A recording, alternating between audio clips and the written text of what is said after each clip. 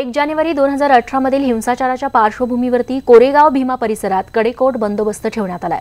1 जानेवारी 2019 ला कोणतीही अनुचित घटना टाळण्यासाठी प्रशासन आणि पोलीस कामाला लागलेत।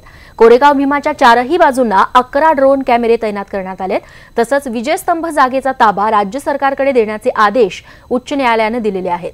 12 जानेवारीपर्यंत या परिसराचा ताबा राज्य सरकारकडे राहणार आहे।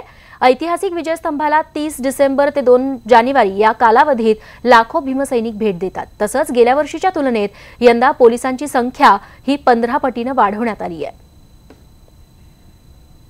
या वर्षी प्रशासनाने खूप चांगली अशी तयारी केली आहे। तयारीचं मीनिंग असं आहे की एक तर असं आहे की त्या ठिकाणी खूप मोठा बंदोबस्त असणार आहे, पोलिसांचा बंदोबस्त असणार आहे। मागच्या वर्षीपेक्षा 10 पट 15 पट संख्येत पोलीस बल तिथे तैनात आम्ही करतो आहे।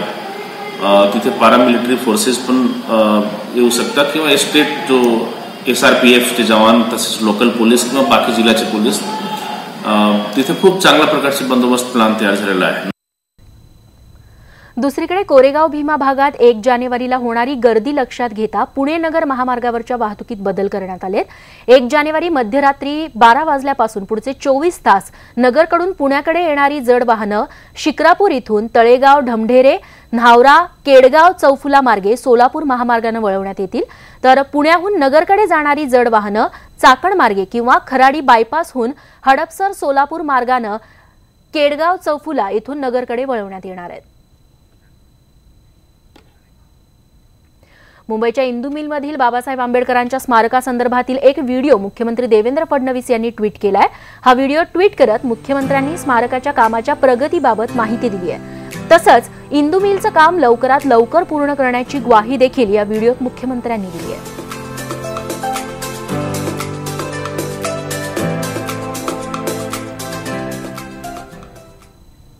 दुसरीकडे नागपुरातल्या रामझुला पुलाचं लोकार्पण येत्या 19 जानेवारीला होणार आहे। मुंबईतल्या वांद्रे वरळी सिलिंगच्या धर्तीवर हा पूल बांधण्यात आलाय। तर या पुलाचा पहिलाच टप्पा पूर्ण होण्यासाठी तब्बल 10 वर्ष लागली। त्यानंतर दुसऱ्या टप्प्याच्या कामाला 5 वर्षांपूर्वी सुरुवात झाली। आता हा पूल दोन्ही टप्प्यांसह तयार झाला असून मुख्यमंत्री आणि नितीन गडकरी यांच्या हस्ते या पुलाचं लोकार्पण 19 जानेवारीला होणार आहे।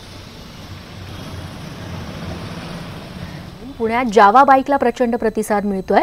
महिंद्रा कंपनीने जावा बाईक प्रोडक्शनचं लायसन्स मिळवलेले आहेत आणि त्यामुळेच भारतीय बाजारपेठेत जावा दाखल झाली आहे। सध्या जावा बाईकसाठी ऑनलाईन बुकिंग सुरू आहे। तर 60-70च्या दशकातील जावा बाईक बाजारात पुन्हा दाखल झाल्यामुळे बाईक प्रेमी देखील खुश झालेत।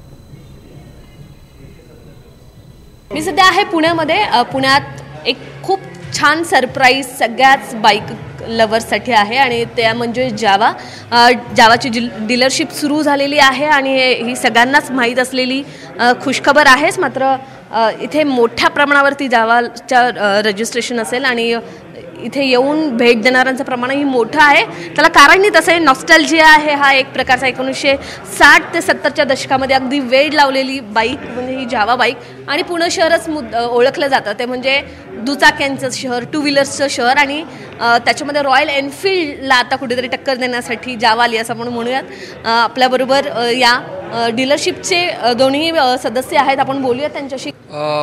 लोकांचाच फार चांगला प्रतिसाद मिळतोय। जेव्हा लोक गाडी चालवतात तर त्यांना बऱ्याच लोकांना त्यांच्या लहानपणाची आठवण येते, काही लोकांना वयस्कर लोकांना त्यांच्या जुन्या दिवसातली आठवण येते।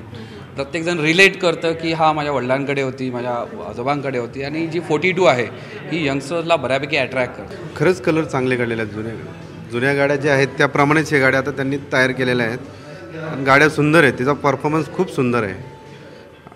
काय यंगस्टर्सचाही चांगला प्रतिसाद आहे आणि इथे आपण पाहू शकतो अनेक जणांची गर्दी इथे होती आणि अर्थातच बाणेरच्या परिसरात असल्यामुळे इथे येणंही अनेकांना सोयीस्कर होतं। IT पार्क्स आहेत आणि त्याचबरोबर कुठेतरी आता विंटेज बाईकचा हा जो जमाना आहे तो आता मोठ्या प्रमाणावरती भारतामध्ये पुन्हा एकदा रुजताना दिसतोय आणि जसं या डीलर्सकडून सांगण्यात आलं तसं की पूर्वी म्हणजे जुन्या काळातील आठवणींना रिलेट करण्यासाठी पुन्हा एकदा कुठेतरी सिनियर सिटीजन्स पण या बाईककडे वळत आहेत असा कुठेतरी हा फ्लो आपल्याला इथे पाहायला मिळतोय। व्हिडिओ जर्नलिस्ट गणेश कदमसह हालिमा कुरेशी, न्यूज 18 लोकमत, पुणे।